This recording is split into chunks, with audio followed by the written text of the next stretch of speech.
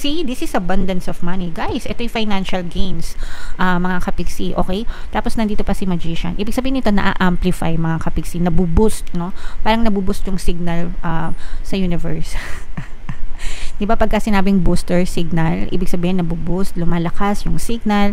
Di ba minsan pagka nagsiselfone kayo, napapansin nyo, ang hirap mag-text, ang hirap mag-send, kasi walang signal. Pero pagka mabilis yung signal, malakas yung signal, mabilis yung data, di ba, mabilis mag-send, mabilis mag-games, mabilis mag-internet. Ganon yung nangyayari sa inyo, mabilis, guys.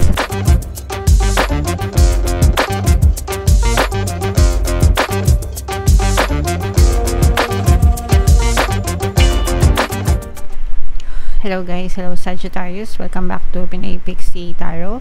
Ang pamagat ng episode natin for tonight is first half kapalaran ng September.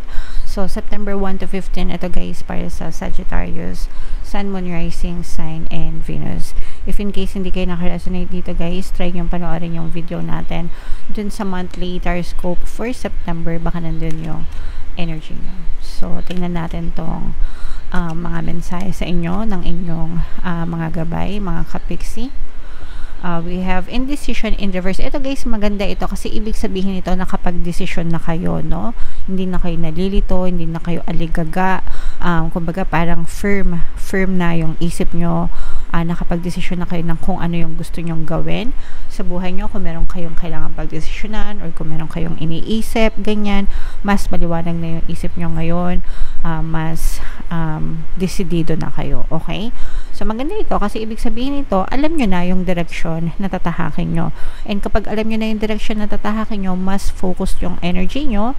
And kapag mas focused yung energy nyo, syempre mas makakita kayo ng resulta, ng evidence sa inyong physical reality, mga kapiksi. Alright? So very nice, mga kapiksi. Another message. Ito, this is yin and yang energy. Ibig sabihin nito guys, balanse ang lahat, no? Balanse ang lahat sa kahit na anong aspeto ng buhay nyo. Sabi ko nga guys, no, you cannot appreciate darkness without light, and you cannot appreciate light without darkness. So dapat talaga balanse lang sa lahat. Lagay sa moderation ang lahat, mga kapiksi. Okay? So, yeah. Lahat ng labis ay masama, lahat ng kulang ay masama din, mga kapiksi. And then yung last message, Sagittarius, we have Goddess of the Moon. Ito guys, parang meron kayong mga tawag dito, nararamdaman, no, na hindi maganda, negative emotions most of the time, mga kapiksi. Okay?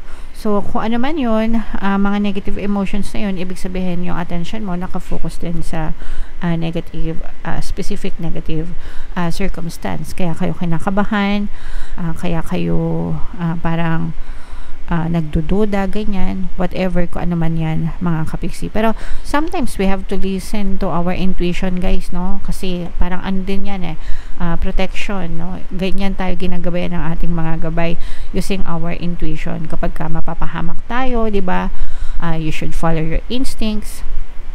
Basta palagi lang kayo magdasal, mga kapiksi, and palagi kayong humingi ng gabay at protection, and listen to your intuition, kasi yung intuition natin guys, sabi ko nga, ginagabayan niya ng ating mga gabay, and yan ang pamamaraan nila para talaga gabayan tayo, maggabayan tayo sa tamang landas sa buhay natin. Okay?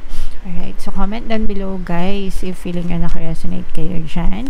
Tingnan natin yung mga ganap sa inyo ngayong September 1 to 14, mga kapiksi. Shuffle ko to guys, habang sinashuffle ko to, panoorin nyo muna yung video natin regarding sa ating paano mag-manifest ng abundance video course. Kapiksi, sawa ka na ba sa mga struggles at hirap sa buhay mo?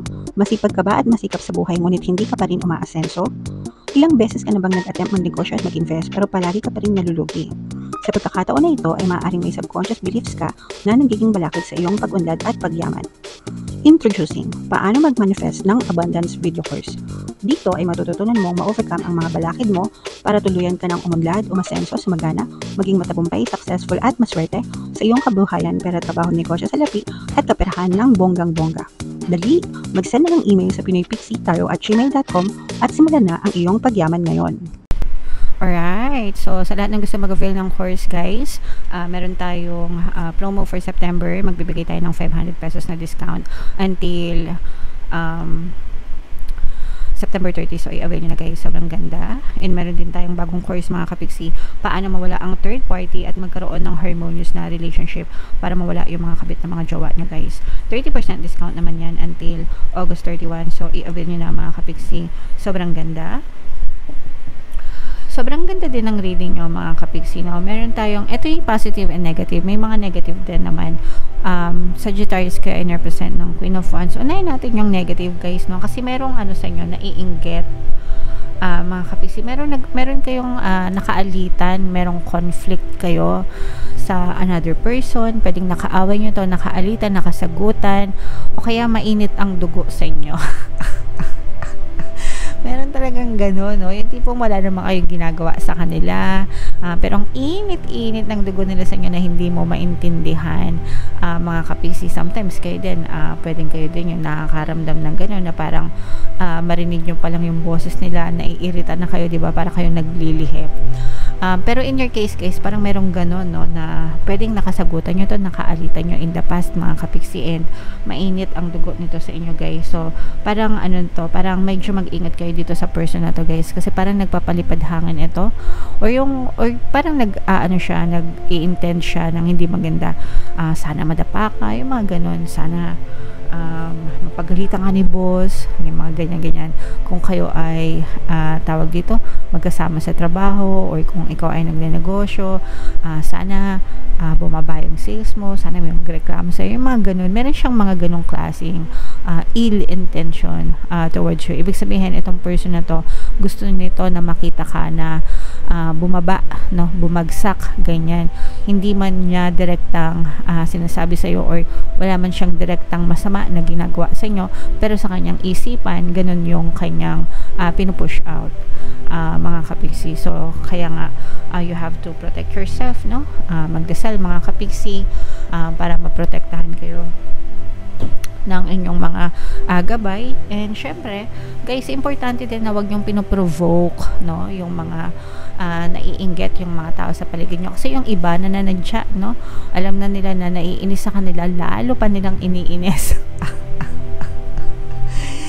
So sometimes ginagawang katatawanan, ganyan, iniinis yung mga pinoprovoke nila, yung mga naiinis sa kanila. Pero mas maganda pa rin guys na let it go, pagdasal natin sila na sana magkaroon sila ng kapayapaan sa puso nila, kasi sometimes guys, yung mga ganyang klaseng tao, nakakagawa yan ng hindi maganda. Okay? Alright. O kaya kung malakas yung loob nyo, kausapin nyo, diba? Humingi kayo ng paumanhin kahit wala naman kayong kasalanan sa kanila, para maramdaman nila na you're doing nothing wrong against them, or you have nothing against them. Meron ditong strong presence ng earth signs, Capricorn, Taurus, Virgo, at saka water signs, Cancer, Pisces, Scorpio. Ito naman guys, grabe. Parang sinasabi dito ni Genie, your wish is my command. Okay? So parang pinapahipan ka, di ba? Guys, kapag kayo ay nagbo-birthday, may cake, no, nagwi-wish kayo, and you blow the candle, di ba? Hinihipan nyo yung kandila. Your wish is my command, parang sasabihin ni universe. So ito guys, parang binibigyan kayo ng chance ni universe, no, nakakarating sa kanya yung mga kahilingan nyo. In short, yung mga dinadasal nyo mga kapiksi, magkakaroon ng unexpected turn of events, no, sa inyong physical reality, and makakita kayo ng mga evidences, movement ng mga pinagdadasal nyo. So in short guys, answered prayers ito, no? Answered prayers, hindi mo ine-expect. Baka nga hindi ka na nagdadasal kasi parang nakalimutan mo na, or parang hindi na masyadong matindi yung desire mo dun sa hinihiling mo, and then eventually dun ka makakita ng result, no? Kasi nakadetach ka na. Ganun talaga yun guys, no? Hindi ko sinasabi na mag-detach kayo dun sa mga pangarap nyo that you give up, no? Pero yung nakaka-detach kayo dun sa sa resulta, hindi nyo na inaantay, you just know it happens, it will happen when it happens, diba? Doon talaga most of the time dumadating yung mga gusto nyo mga kapiksi. Okay? So eto guys, eto na yung ano mo, yung mga wish mo. Yan, tinutupad na talaga yan na universe. Slow to, hindi to mabilisan guys, no? This is a very slow progress, pero may progress. May progress. Mga kapiksi, especially kung ang wish nyo ay kaperahan, kasaganaan sa pera, pag-unlad sa pera, mga kapiksi, yung iba sa nyo unti-unting aangat, magle-level up, magle-leverage yung inyong income, mga kapiksi. Strong fire sign energy, Aries, Leo, Sagittarius. See, this is abundance of money. Guys, ito yung financial gains, mga kapiksi, okay? Tapos, nandito pa si Magician. Ibig sabihin nito, na-amplify, mga kapiksi. Nabuboost, no? Parang nabuboost yung signal sa universe. Diba pagka sinabing booster signal, ibig sabihin nabuboost, lumalakas yung signal. Diba minsan pagka nagsiselfone kayo, napapansin nyo ang hirap mag-text, ang hirap mag-send kasi walang signal. Pero pagka mabilis yung signal, malakas yung signal, mabilis yung data, diba mabilis mag-send, mabilis mag-games, mabilis mag-internet. Ganon yung nangyayari sa inyo, mabilis guys, kasi nabuboost, na amplify yung inyong kaperahan, mga kapiksi. This is abundance of money, this is financial gains, mga kapiksi. So, may booster ang kaperahan mo, Sagittarius, ngayong September 1 to 15. So, ito, huwag nyo na itong palampasin, guys. I-mind nyo na yan. So, kailangan, always kayo nag-affirm, no? When you affirm mostly, most of the time, guys, kasi you're reprogramming your subconscious mind and napupush out yan sa inyong physical reality, mga kapiksi. Naghahanap ako ng ballpen kasi may ipapakita ko sana ako sa inyo. Anyway, pero eto guys, gusto ko sana kasing ipakita sa inyo kung paano siya nabuboost. Anyway, yeah, so mag-affirm lang kayo na mag-affirm guys.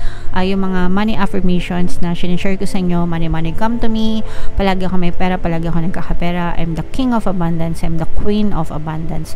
Yan yung mga favorite money affirmations ko. I say that all day, every day, mga kapiksi.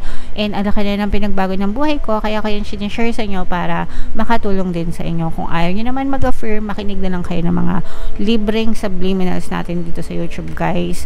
Super effective. Lahat yan libre sa YouTube, mga kapiksi. So, comment down below, no? I-comment nyo yung mga affirmations na yan. And kung meron din kayo mga money affirmations, guys, i-comment nyo na rin sa baba, mga kapiksi. Ito yung playlist ng mga pampaswerte subliminals natin, no? Pakinggan nyo para makatulong sa inyo. And ito naman yung ating success stories ng paano mag-manifest ng abundance video course. Click here to subscribe guys, and click here to join our membership program. Thank you for liking, sharing, and subscribing. See you again next time. I love you all. Have a nice day. Bye-bye.